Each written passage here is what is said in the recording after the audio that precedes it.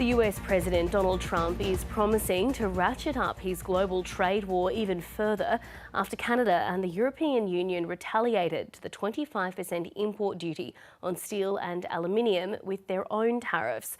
But Australia isn't following that course of action, with the Prime Minister saying the government will keep negotiating for an exemption. We begin our coverage this hour with North America correspondent Carrington Clark, who has the latest from Washington. The American president has promised to respond after two of America's largest trading partners, the European Union and Canada, outlined exactly what their response will be to this 25% tariff on all imports of steel and aluminium into the United States. This hits Canada particularly hard because it is the largest supplier of aluminium and steel, a foreign supplier, into the United States. Now, Canada has slapped its own 25% tariff on aluminium and steel products coming from the United States to Canada. There is a two-way trade in those commodities between those two countries, as well as on a range of other items, including sporting goods and computers. Again, they say that this is retaliatory and it is proportional to what America is doing to Canada. Those tariffs will go in place tomorrow, and they are in addition to what the tariffs Canada has previously announced in retaliation to some of the other sweeping tariffs America has put on Canadian products specifically. The European Union is also saying that their tariff response is proportional to the amount of damage that the Trump tariffs will do to their economy. They have used specific items that are exported from the United States to the European Union in order to make their point, including what seemed like quite strange random items like dental floss, but also items like diamonds and also agricultural products, including some meat products, and perhaps most headline-grabbing, some spirits, including bourbon. Now, Donald Trump was asked whether or not he would retaliate, specifically asked about the European Union's response. He said, of course, he'll respond, and this was him outlining what the response might be. They're doing what they should be doing, perhaps, for the European Union, but it does create ill will. And as you know, we're going to be doing reciprocal tariffs. So whatever they charge us, we're charging them.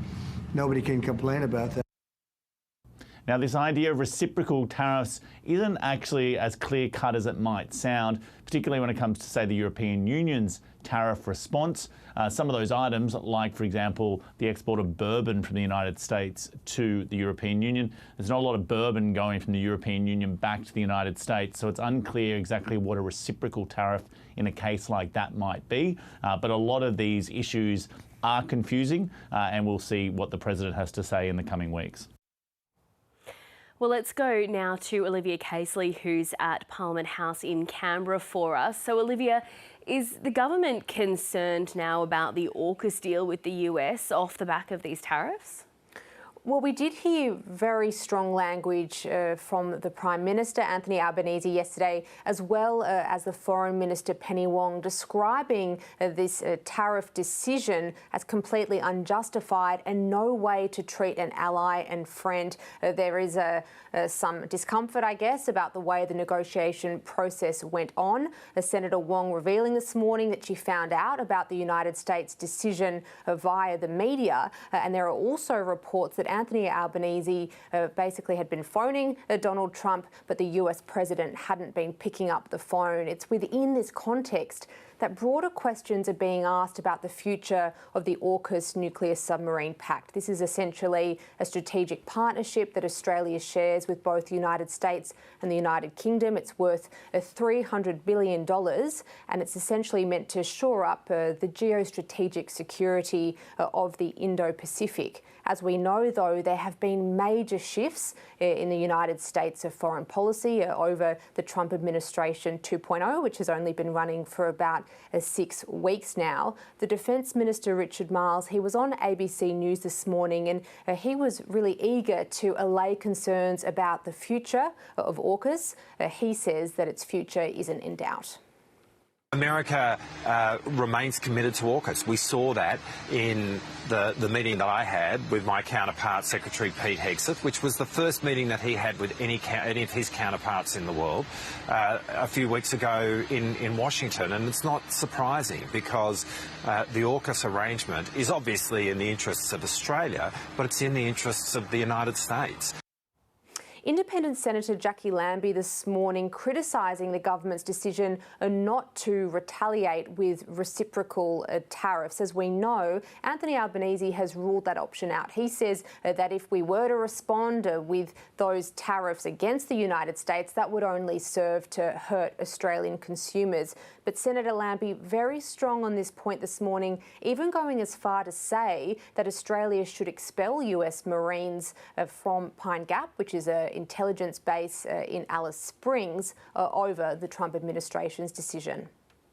Now it's about time you started hitting them back where it hurts. And these things will hurt. I can tell you, if they do not have access to Pine Gap and the communications there, then they are not gathering any intelligence over this side of the world. This is huge. So just warn them. We will close their intelligence off. And Olivia, the government is bracing itself for further potential levies on Australian goods. Yeah, trade experts are warning this is just the beginning. So when it comes to the specific impact of the tariffs on steel and aluminium, the economic impacts of that on the Australian economy are likely to be negligible, just because those exports make up a very small percentage, 0.2% of total exports.